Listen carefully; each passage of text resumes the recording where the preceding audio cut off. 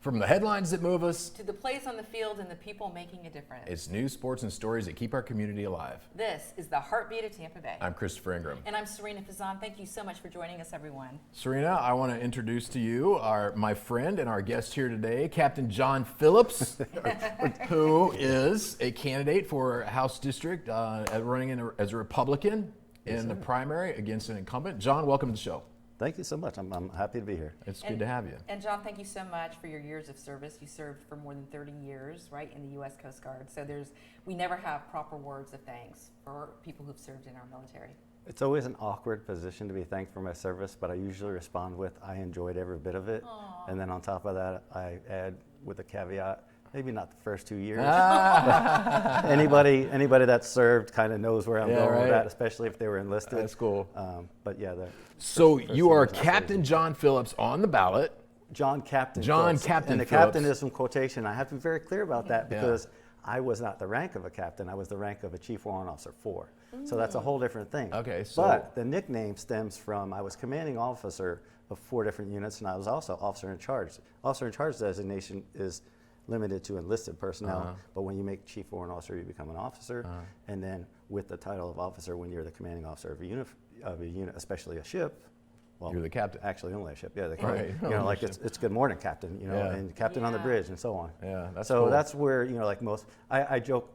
I had a couple other nicknames in the service, but captain was the only one suitable for ballot. Right. It's probably only a suitable one for our show too. Yeah, so we keep it clean here most of the time, right? So tell it, your history, your background. You born and raised in Pinellas County, and then in New Jersey, actually, I believe, right? Yeah. No, but you lived. I'm sorry, you lived in Pinellas County. Yeah. For Right. years I grew up in Pinellas County, and I went to elementary school right around the corner, Longman Elementary, and then I went to Medellin Middle School, and then Gibbs High School. So why'd you move out of Pinellas when? Well, I didn't want to. I love St. Pete. I grew up here. I was very attached to the city and everything that it has to offer, but I joined the Coast Guard in 1994. I was fortunate enough to be stationed back in St. Pete for my first tour, and then subsequently 2 more tours, so 7 years, and a lot of people wonder how I did that, but I really, like they send you where they send you, and it's either good or bad. Right. But after 7 years, they said, okay, this guy's been here long enough. Where'd they ship you off after that? Bayonne, New Jersey. Oh. Wow. Oh, wow. So back to the state you were born. Right, and that was somewhat by design, because you do get some say, and at that time I had 3 children, and I wanted some family support from my wife, and I have family in New Jersey still, so obviously that was I ended up being stationed Bayonne, lived in Staten Island, New York, where my son was born, but essentially, then I moved around for 12 years, and then finally made it back to Florida. Okay, so let's fast forward to today. You've been down in Manatee County for how many years? Since 2012. 2012. So you're pretty much, you got your bona fides. And you decided to run for state house against an incumbent Republican. For what are your top 3 reasons? Why are you running? Well, the number 1 reason is I started paying closer attention to local politics, and I realized what an effect local politics has on our everyday life, more so than at the national level. Absolutely. I think not enough people realize that, and we get distracted by the mainstream media and everything you see online with national politics. But if you're really concerned about like your daily drive and your daily trip to the grocery store and the life that your kids grow up in, in the world that they grow up in, local politics has a really strong influence on that. So I started paying closer attention. I saw what was going on with the county commission, and I think we're headed in the right path there. In 24, there was an election where 4 different seats were open and 4 candidates ran on basically a grassroots campaign, and none of the establishment types were elected, and they basically kicked that group out of the county, which was good. But since then, I think there's been some infiltration, but I think we're headed on the right path with the county. So then I looked at the next level. Well, I'm not in this to do it for the money, which county commission pays pretty well. State representative doesn't pay well at all. So then you have to look at who are our state representatives, why are they running, and what do they have to gain from it. Personally, I have nothing to gain from it, but helping to make my county better and make the rest of my retirement, a little bit more enjoyable as far as quality of life goes. Certainly not financially. Growth is a big problem all across the state of Florida. Growth is absolutely the biggest issue that you see right now, and you have a lot of grassroots candidates running on the campaign of slowing the growth, moratoriums on building, moratoriums on data centers. That's just all part of it. It's all. I just want to represent the people of Manatee County. I want them to be sure that their voices will be heard in Tallahassee. Whether that is impactful or not largely depends on how the rest of the state votes in these elections. Well, they are saying, and which you shared with us, that Parrish, which is in Manatee County, right, is the largest growing city in the state. In the state of Florida. And I right now. believe the country, but fact check me on that. But I thought I read an article that said that the largest growing city in the United States. So, Captain, do you feel that more growth though is needed, or would you like to slow down the growth? Well, my campaign slogan is "Slow the Growth," and I have these bracelets. And I was thinking about bringing you guys some, but I didn't want to go too far with it. But essentially, slowing the growth, to me, what that means is getting your infrastructure in place, being sure that all your local roads, businesses, highways, schools, emergency response is all ready for the influx of people. Mm-hmm.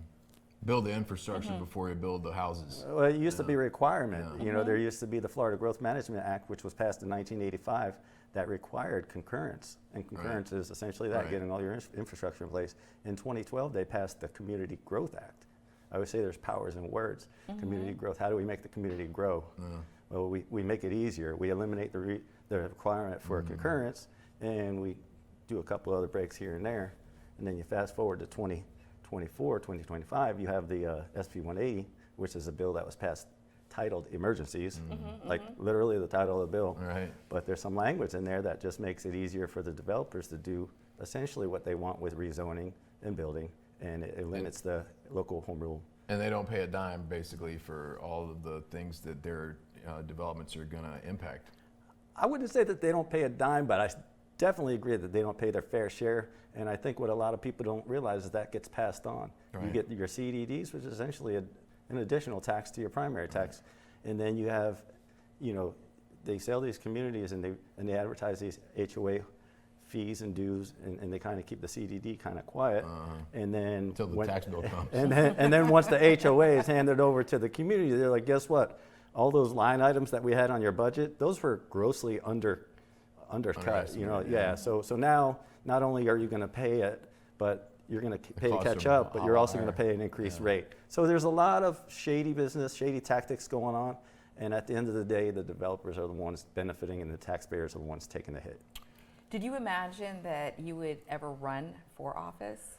I was always I wouldn't say deeply, I was always as involved as I could be in politics and paying attention, but like I said, I kind of got distracted on the national level, and I really didn't, just like most people in the community, didn't really understand how important local politics was.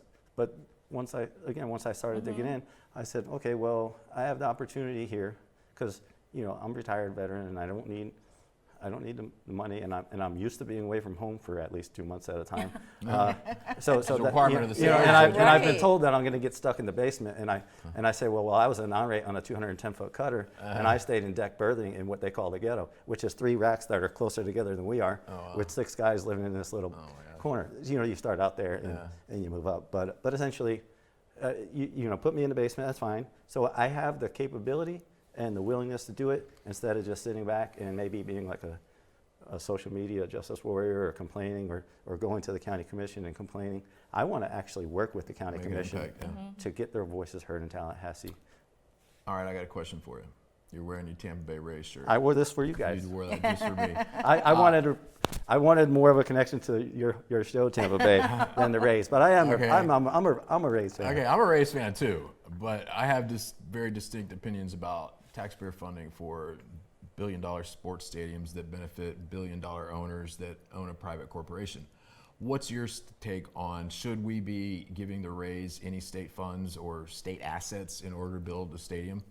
It's always a threatening posture. If you don't give us this funds, we're going to move the team somewhere else. Or if, or we're going to bring this much money to the community and it'll pay you back in the long run. I agree with you 100%. I don't think taxpayer money should be going into this unless there's some kind of guaranteed return on investment. Yeah. For example, it was the Suncoast Dome when it opened, and then it became a nickname, the Thunderdome, because we had the Lightning play there. But then we named it the Tropicana Field, and I'm sure Tropicana have paid a nice price for that. Yeah. So let's negotiate. I'm not completely opposed to taxpayer and local community, especially if the community agrees to build it and keep it. But how about, you know, naming rights or some kind of kickback with, you know, The Rays want all that jerseys stuff. and so on. Yeah, Yeah, they want it all. all They want that it stuff ends up going to the owner, and the taxpayer gets a promise of, well, over 30 years you'll get your money back. Sure, we will. Yeah, show me evidence of that, Yeah. and then maybe we'll consider it. But essentially, I'm adamantly opposed to it. All right, cool. There's a lot of debate on it, so I'll just keep my mouth shut. I mean, it just depends on how much you like sports. But honestly, I think sports is just another distraction. You know, let's get the people involved in sports and make all these things seem very important, and then they'll be distracted and not really look at the important things that we're doing over here. Oh, that's a good point. That's a good point. Well, Christopher mentioned that in this race you're running against an incumbent. How is your campaign going? Are people recognize your name? I mean, how do you feel it's going? I think it's going well considering I'm a low-budget grassroots candidate. You know, and I'm fairly proud, and I'm not probably the best person as far as goes asking for contributions because You're not. just like with just like with the You're not gonna stadium get an deal. award for asking for All money. But just like with the stadium deal, like I'm not going to ask people for wasteful money. So, but I believe I've got a good chance. I looked at the primary numbers in 24. My Facebook following, which is where most of my name recognition is coming from, is growing. You know, at a pretty reasonable pace. I think I've over 600,000 views. And Congratulations! yeah, and Yeah, today I hit 1,200 followers. So there's that. And more exciting than probably either of those facts is yesterday the Tampa Bay, the Bradenton Times Yeah, I saw that. endorsed me as a candidate. Congratulations. Oh, That's congratulations! fantastic. Congratulations! Yeah. That's wonderful. So hopefully that will, you know, get my name out there to more people because they have, you know, pretty good readership. Yeah. No, it was a good endorsement. I read it. Did I you read read it it? Yeah, yesterday. yeah. I didn't know when you were coming in today. So. Yeah, it hit me by total surprise. I was very excited and happy to get it. But endorsements only go so far as well. You know, like I think the best part of my campaigning so far is standing out in front of the library and introducing myself to people and getting them to sign petitions. And, You qualified by petition, I did right? qualify Yeah. petition. Ironically, I turned in 1,790 petitions, and my Coast Guard connection, I can't help but notice that 1790 is the year the Coast Guard was born. darn. Oh So- my gosh, and how I had no idea. serendipitous. Yeah, and so they only accepted 1,425 though, and I needed 1,372. But either way, I had more than enough to qualify, and honestly, there was probably about 150 to 200 petitions that I didn't turn in because I recognized that they wouldn't get approved.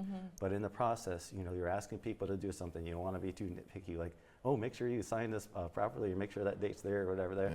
Yeah. But that was, as hard work as it was also enjoyable and rewarding because I got to meet so many different Right. people and just really connect with them and have a conversation like we're having here. My opponent, he paid both times and he's not having any He conversation. qualified by paying the fee as opposed to collecting the petitions. Well, I wouldn't say he paid a fee. His contributors paid a campaign, fee. yeah. You know, like his treasurer paid a fee. How about That's that? campaign funds. All right, so any other big burning issues down there in Manatee County that you want to see addressed we haven't already talked about? Well, there are, and I'm not certain which way to go with them, but I will just tell you that there's a lot of talk about the dog shelter there, but that's a county level thing. So I don't want to really try to cross lines, but I have a couple bills. There's canopy tree road protections. There's a lot of things that I could bring up and that are important to the people in Manatee County, but none more important than home rule and bringing the representation to Tallahassee and making sure that their voices are heard. Fantastic. Well, I think it's so wonderful too. You're just proof on how your past can really shape you and what a difference you can make in the future. And I loved when you talk about when you said, "I'm used to being gone for 2 months. I'm used to living here." You know, so isn't that something that you wouldn't think, right? Like, but again, comes full circle and. That's cool. And my family has a history of public service, so you can look, you know, like you can look at that. You can look at my Facebook profile picture. My banner picture is from my retirement, and I retired here in St. Petersburg as well. So I was fortunate enough to do that. I actually had 3 tours on the same cutter, and everybody said it couldn't be done. But That's cool. you know, you compete for these jobs based on your performance. You know, so I feel like I earned them, and it certainly wasn't a case of, you know somebody, because that's not how the military operates, and that's what I think I like bringing to. The idea of bringing that to Tallahassee, it's not who you know, it's what you know. Absolutely. And you know, like I understand there's a certain amount of who you know, but it's performance and experience that you're presenting, not I'm doing someone else's bidding. And also I'm playing by the rules, because I played by the rules by 31 and a half years, and I think I did well at it. But essentially my family's history of public service, I mentioned this online, but I'm going to do this shameful plug. I recently found out through Ancestry DNA that my 6th great-grandfather, and this is the interesting piece that maybe I would share, is his name is Robert Levers. He's from Easton, PA, and he was one of 3 men to first publicly read the Declaration of Independence on July 8th, 1776. No way. You know, he actually got on a horse That's and went to Philadelphia and got it. That's Came super back cool. to Eastern PA and read it at the public square, and they still do reenactments of it to this day. That's cool. Yeah, so there's that. That's the farthest back history, but recent history is my son-in-law is a detective with Manatee County Sheriff's. My wife is a principal in DeSoto County, and she recently wrote a book. His wife, Brandy, is lovely. Oh, wow, that's so wonderful. She's a better candidate. Yeah, sure. If we're being honest, and I knew Chris. She's a lot easier on the eyes, too. I figured I'd say it before Chris had a chance to. But she's been working she worked in Manatee County schools for over 20 years, worked in Hillsborough County, and then is now in DeSoto County. She's a turnaround principal. Her book is doing pretty well. We don't know for sure, you know, until they only tell you twice a year how many copies you've sold, which I find weird. But yeah, I have 2 daughters in the Coast Guard. One is active duty, and one is reservist. I have a daughter that works in school. My one daughter who gave me grandchildren, she was a teacher, but now she works in a school part-time as a reading coach. And then my son's working with boat-related marina. My stepson also. The 2 boys who I wish had joined the Coast Guard are both working at marinas, not the Coast Guard. That's funny. And then I got 2 daughters who I had never mentioned anything to the Coast Guard. Guard. Yeah, That's so funny. figure that one out. And then I got another daughter that just got hired at Moffitt Cancer Research Center. And then my stepson Brandon is a firefighter with East Manatee, and he's actually been doing so well. He won Rookie of the Year, but that was a couple of years ago. That's so cool. I'm very proud of the public good service stock. of my family. You know, and I like to think that I had some influence of that. You know, Absolutely. dad, stepdad. Yeah, absolutely. Okay.